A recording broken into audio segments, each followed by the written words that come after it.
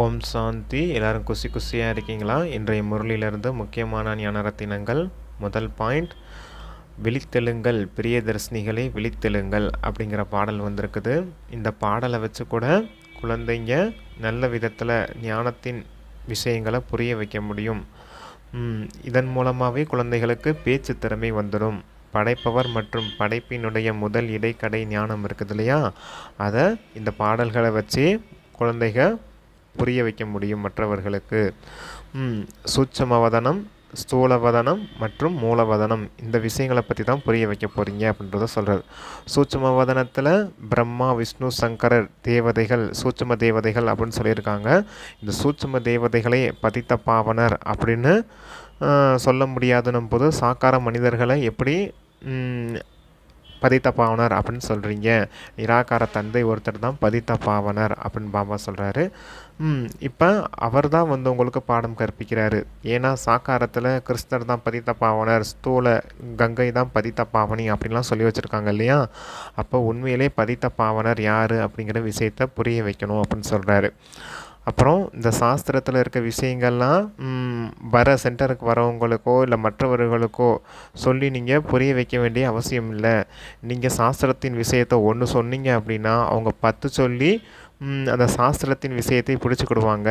நீங்கள் என்ன சொல்ல வரீங்கன்றதை அவங்க கேட்க மாட்டாங்க. முக்கியமான விஷயமே இது ஒன்று தான். ஆத்மான்னு உணர்ந்து பரமாத்மா தந்தையை நினைவு செய்தீங்க அப்படின்னா நீங்கள் தூய்மையாயிடுவீங்க. பதித்த பாவனர் பரமாத்மா மட்டும்தான் அப்படின்ற விஷயத்தை மட்டும் சொல்லிட்டா போதும் அப்படிங்கிறார் பாபா.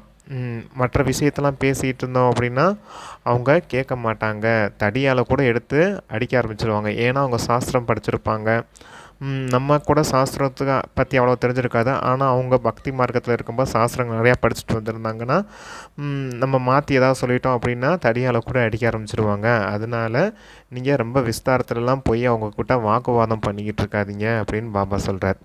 யாராவது புதுசாக வந்தால் கூட 7 நாள் அவங்கள பட்டியில் அமர்த்தி வைங்க அப்படின்னு சொல்கிறார். அப்போ தான் அவங்க புத்தியில் இருக்கக்கூடிய வீணான குப்பைகள்லாம் விலகி போகும் அப்படின்னு சொல்கிறார். மறைமுகமான தந்தை, மறைமுகமான படிப்பு, மறைமுகமான ஆஸ்தியை பற்றி அவங்களால புரிஞ்சுக்க முடியும். இல்லாட்டினா குழம்பி போயிடுவாங்க அவங்க அப்படின்றத சொல்கிறார். அப்போ தந்தை கொடுக்கக்கூடிய விஷயங்கள் எல்லாம் புரிஞ்சுக்கணுன்னா அவங்கள 7 நாள் பட்டியல் அமர்த்தி வைங்க, வாக்குவாதம் பண்ணிக்கிட்டு இருக்காதீங்க அப்படின்னு சொல்கிறார். அடுத்து அந்த அக்காலத்தத் அப்படிங்கிற அந்த ஆசனத்தை பற்றி சொல்கிறார். காலனுக்கெல்லாம் காலன், மகா காலன் அப்படின்னு பாபா ஒன்று சொல்கிறாரு. அதை எதுக்கு சொல்கிறாங்க அப்படின்னா சத்தியுகத்தில் காலன் இருக்க மாட்டான் அப்படின்றத பாபா சொல்கிறார். அதாவது அகால மரணம் இருக்காது. 150 வயசு ஆயுள் இருக்கும் இல்லையா, அப்படியே அவங்க ஒரு சரீரத்தை விட்டு இன்னொரு சரீரத்தை எடுக்கிறாங்க அப்படின்னாலும் காட்சி கிடைக்கும். இப்போ நான் இந்த பழைய சரீரத்தை விட்டுட்டு புது சரீரத்தை எடுக்க போகிறேன் அப்படின்னு. அப்போ நீங்கள் காலனை வென்றவர்களாக ஆகிடுவீங்க, மகா காலன் அப்படின்றத சொல்கிறார். மகாகாலன் வந்து உங்களை இந்த காலன் கிட்டேருந்து விடுவிக்கிறார் அப்படின்றத பாபா சொல்கிறார். அப்புறம் அக்காலத்தை அப்படிங்கிற இந்த சிம்மாசனத்தை பற்றி சொல்கிறார். சீக்கியர்கள் அக்காலத்தத்துன்னு சொல்கிறாங்க. அது எதை அக்காலத்தத்துன்னு சொல்கிறாங்க அப்படின்னா மரக்கட்டையாலான ஒரு சேரை வந்து சிம்மாசனம்னு சொல்லி அது குருவின் சிம்மாசனம் அப்படின்னு சொல்லி வச்சுருக்காங்க. ஆனால் உண்மையிலே அக்காலத்தத்துங்கிறது இந்த பூர்வ மத்திய சிம்மாசனம் தான் அப்படின்னு பாபா சொல்கிறார். எல்லா ஆத்மாக்களும் அவங்கவுங்களுடைய பூர்வ மத்திய சிம்மாசனத்தில் தான் அமர்ந்திருக்கீங்க. தந்தை கூட இந்த பிரம்மாவுடைய பூர்வ மத்திய சிம்மாசனத்தில் தான் அமர்ந்திருக்கேன் அப்படின்றத சொல்கிறார். அமர்ந்து உங்களுக்கு புரிய வச்சிட்ருக்கேன். எனக்குன்னு தனிப்பட்ட ஒரு அக்காலத்து சிம்மாசனம் எதுவும் கிடையாது அப்படின்னு பாபா சொல்லியிருக்கார். ஏன்னா அவர் நிராகாரமானவர். அவருக்கு அந்த சிம்மாசனம் இல்லை இல்லையா. சரீரம் இருந்தால் தானே பூர்வ மத்தியம்னு ஒன்று இருக்கும். அதில் தானே அக்காலத்தத்துன்றது பூர்வ மத்திய சிம்மாசனத்தை தானே குறிக்குது. அப்போ பாபாவுக்கு சரீரமே கிடையாது. அதனால் அவளுக்கு அக்காலத்தத்துன்ற அந்த சிம்மாசனமும் கிடையாது அப்படின்னு சொல்லியிருக்கார்.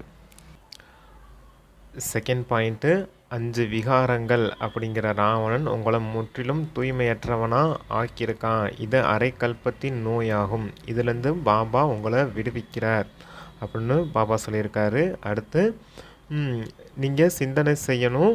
போலாநாத் அப்படின்னு பகவானை சொல்லும்போது எல்லாருக்கும் புத்தி மேலே போயிடும் அப்படின்றத சொல்கிறார். சாது சன்னியாசிகள் கூட விரலால் மேலே தான் சமிக்கை காட்டுவாங்க இல்லையா அப்படின்றத பாபா சொல்கிறாரு. அப்போ மேலே புத்தி போகுது அப்படின்னா பாபா அவர் ஒருத்தர் தான் பதித்த பாவனர் அப்படின்றது தான் புத்தியில் வரும் அப்படின்னு சொல்கிறாரு. பாடல் கூட இருக்குது இல்லையா, பதித்த பாவன சீதாராம் அப்படின்றது.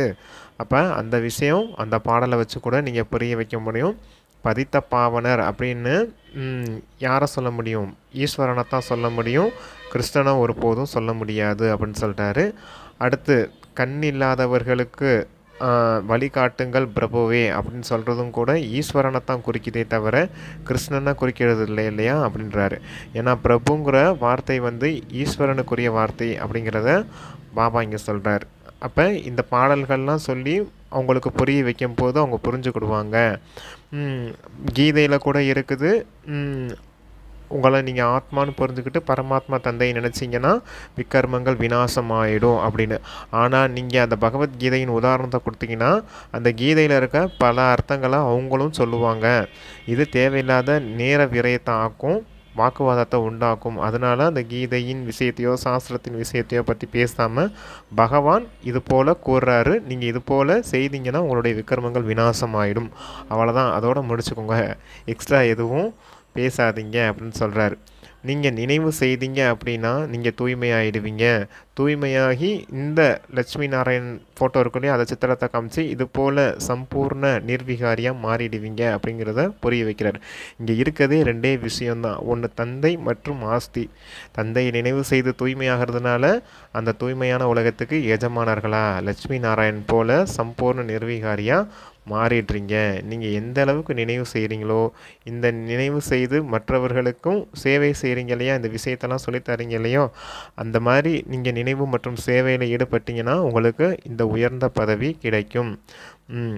பள்ளிக்கூடத்தில் கூட வரிசை கிரமமாக தானே படிப்பாங்க, ரேங்க்கு கூட வரிசை கிரமமாக தானே இருக்கும். அதே போல் இங்கேயும் கூட வரிசை கிரமம் தான் இருக்குது.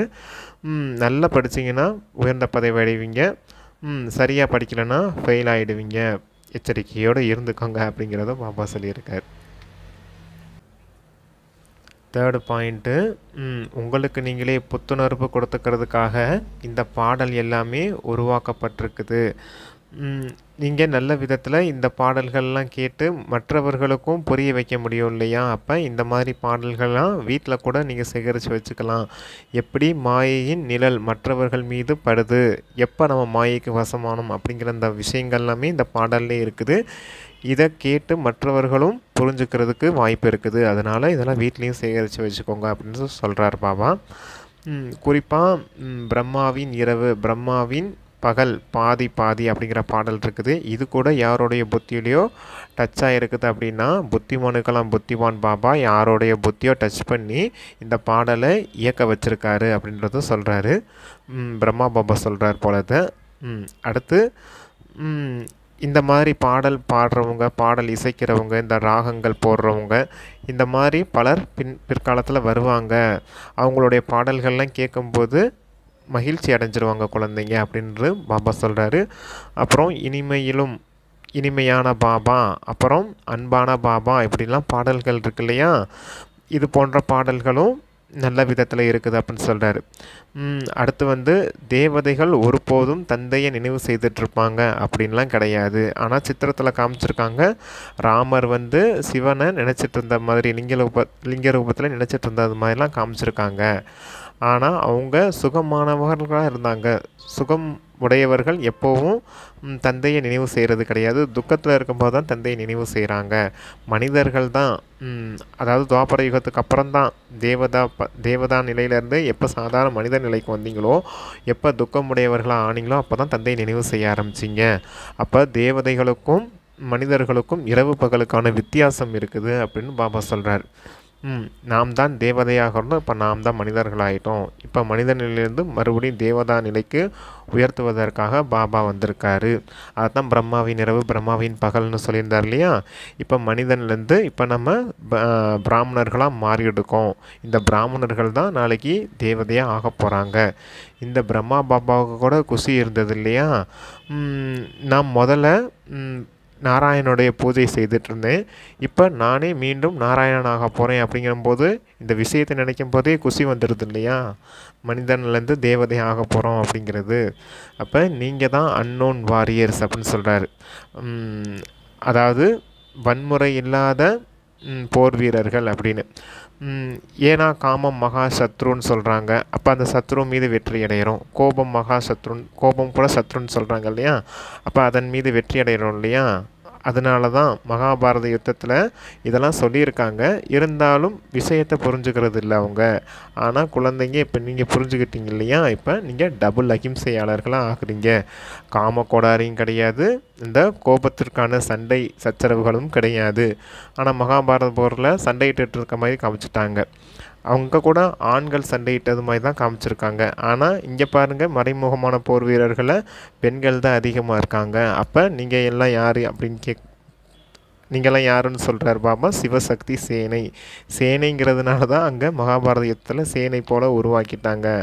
ஆனால் நீங்கள் டபுள் அகிம்சையாளர்கள், அவங்க ஹிம்சையின் யுத்தத்தை காமிச்சிட்டாங்க. இது மறைமுகமான யுத்தம் அப்படின்னு பாபா சொல்லியிருக்கார். 4th பாயிண்ட்டு, நீங்கள் இங்கே அமர்ந்தபடியே புது யுகத்தை நினைவு செய்கிறீங்க. ஆனால் மனிதர்கள் புது யுகம் வர்றதுக்கு இன்னும் 40,000 வருஷம் இருக்குது அப்படின்னு சொல்லிட்டு அஞ்ஞான இருளில் இருக்காங்க. அப்போ நீங்கள் நல்ல விதத்தில் இந்த பாடல்கள்லாம் தாரணை செய்து மற்றவர்களுக்கும் புரிய வைக்கணும் அப்படின்னு சொல்கிறார். தாரணை செய்ய முடியாட்டினாலும் பரவாயில்ல, நீங்கள் இல்லறத்தில் இருந்தாலும் தந்தையை நினைவு செய்யணும், தூய்மையாகணும். இப்போ உங்களுக்கு கொடுக்கப்பட்ட காரியமே இது ஒன்று தான், நீங்கள் தூய்மையாகணும். நீங்கள் தூய்மையாகனாலும் தந்தையை நினைவு செய்யணும், உங்களுக்கு அமைதி வேணாலும் தந்தையை நினைவு செய்யுங்க. அப்போ உங்களுக்கு அமைதியும் கிடைக்கும் அப்படின்னு சொல்கிறார் பாபா. இதைத்தான் கணவர்மார்கள் மனைவிமார்களை நீ ஏன் பூஜை புனஸ்காரம்னு சொல்லி கோயில் குளம்னு அலைஞ்சிட்ருக்க, நீ வீட்டிலருந்தே நினைவு செய்யலாம் இல்லையா? நான் உனக்கு மூர்த்தியை கூட வீட்டிலே உருவாக்கி தரேன் அப்படின்லாம் சொல்கிறாங்க இல்லையா? அதுபோல் பாபாவும் சொல்கிறாரு, நீங்கள் இங்கே வர வேண்டியதும் இல்லை, உங்களை அனுமதிக்கலாலும் பரவாயில்ல, நீங்கள் வீட்டில் இருந்தாலுமே தூய்மையாகலாம், தந்தையை நினைவு செய்யலாம் அப்படின்றத பாபா சொல்கிறார். அடுத்து சாட்சாத்கார விஷயத்த சொல்கிறாரு. கிருஷ்ணனுடைய சாட்சாத்காரம்லாம் ஆரம்ப காலத்தில் எக்கியத்தில் பார்த்தாங்க இல்லையா? மயில் தொகை வைத்த கிரீடதாரி கிருஷ்ணனுடைய ரூபம் காட்சியாக கிடச்சிது. அங்கே குழந்தைகள் கூட எப்படி பிறக்கிறாங்க அப்படிங்கிறது கூட, யோக பலத்தின் மூலமாக குழந்தைகள் எப்படி பிறக்குது அப்படிங்கிற காட்சியெல்லாம் பார்த்துருக்காங்க. ஆனால் அதெல்லாம் சித்திரத்தில் கொண்டுட்டு வரும்போது அதே போலயே கொண்டுட்டு வர முடியாது இல்லையா? காட்சிகள் பார்க்க முடியும், அதே உருவம் தோற்ற அமைப்போடு சித்திரத்தில் கொண்டு வர முடியாது இல்லையா? நல்ல புகழ்பெற்ற ஓவியராக இருந்தாலுமே என்ன காட்சி பார்த்தாரோ அதை அப்படியே சித்திரத்தில் கொண்டுட்டு வர முடியாது.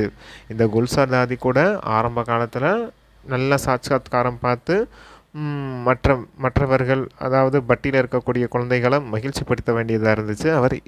அதனால் இவர் மிகப்பெரிய பார்ட் அது போல் செய்ய வேண்டியது இருந்துச்சு. யாரை சொல்கிறாரு? குல்சார் தாதியை சொல்கிறார். அவங்க சாட்சாத்காரம் பார்த்து குழந்தைங்களுக்கு சொல்லி அவங்கள மகிழ்விச்சாங்க இல்லையா? அதுபோல் இப்போ இறுதி நேரத்துலேயும் சாட்சாத்காரம் கிடைக்கும்.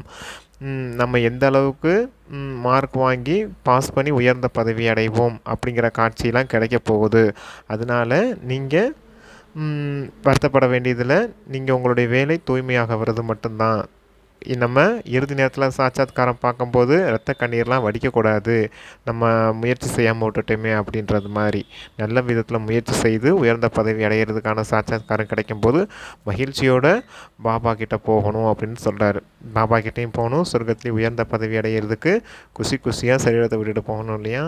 அதுக்காக இறுதி நேரத்துலேயும் காட்சி கிடைக்க போகுது அப்படின்னு சாட்சாத்கார விஷயத்தை சொல்லி பாபா எச்சரிக்கை கொடுத்துருக்காரு.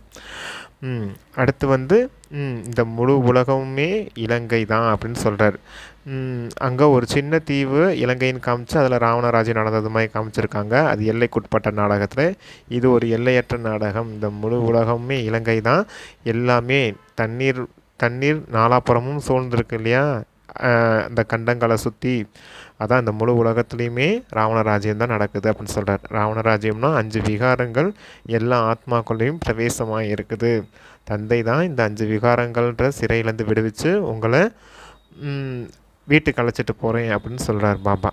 அதான் இது ஒரு எல்லையற்ற நாடகம் அப்படின்னு சொல்கிறார். 5000 வருஷத்தின் விஷயங்கள். இதில் அரைக்கல்பம் தந்தை கொடுத்த ராஜ்யத்தில் இந்த ராவணன் இருக்கிறதுல அடுத்த அரைக்கல்பத்தில் ராவணன் ராஜ்யம் வந்துடுது. 5 விகாரங்களுக்குள் எல்லாரும் எல்லாருக்குள்ளேயும் பிரவேசம் ஆகிடுது. இப்போ அந்த 5 விகாரங்கள்லேருந்து விடுவிச்சு தந்தை உங்களை வீட்டுக்கு அழைச்சிட்டு போகிறேன்னு சொல்கிறார். வீட்டுக்கு அழைச்சிட்டு போனால் நம்மளை மீண்டும் இந்த சொர்க்க ராஜ்யத்துக்கு வரவும் இல்லையா, சத்தியுக புது யுகத்துக்கு வரவும் இல்லையா அப்படின்றத சொல்கிறார் பாபா. அப்போ இது 5000 வருஷத்தின் ட்ராமா அப்படின்னு சொல்கிறார். அங்கே துவாரகை அது கடல் நீருக்குள்ளே இருக்குது. அதாவது கடலுக்குள்ளே போய் கிருஷ்ணன் அந்த துவாரகை அமைச்சதாகவும் சொல்கிறாங்க. ஆனால் துவாரகையிலலாம் கிருஷ்ணன் வசிக்கிறது கிடையாது. அதாவது கடல் நீர் சூழ்ந்த பகுதிகளெல்லாம் வசிக்கிறது இல்லை. உங்களுடைய ராஜ்யமே எங்கே இருக்கும்? இந்த இனிமையான நீர் கங்கை யமுனை நீர் ஓடுது இல்லையா, நதிகள், நதிக்கரை ஓரத்தில் தான் சொர்க்கம் ஸ்தாபனையாக போகுதுன்றதையும் பாபா புரிய வச்சுருக்கார். இந்த ட்ராமா இப்படித்தான் அனாதியாக சுற்றிக்கிட்டே இருக்குது. அதாவது அரைக்கல்ப ராமராஜ்யம், அரைக்கல்ப ராவணராஜ்யம் அப்படின்னு 5000 வருஷத்தின் ட்ராமா. இதில் எதுவுமே புதுசு இல்லை, நத்திங் நியூ. இந்த பாடத்தில் நீங்கள் உறுதியாக இருந்தீங்க அப்படின்னாலே சதா மகிழ்ச்சியுடையவராக இருப்பீங்க. தந்தையின் நினைவு இருந்தாலே நீங்கள் எப்போவுமே அந்த மகிழ்ச்சியில் நடனமாடிக்கொண்டே இருப்பீங்க அப்படின்னு சொல்லியிருக்காரு. அடுத்து வரதானம்.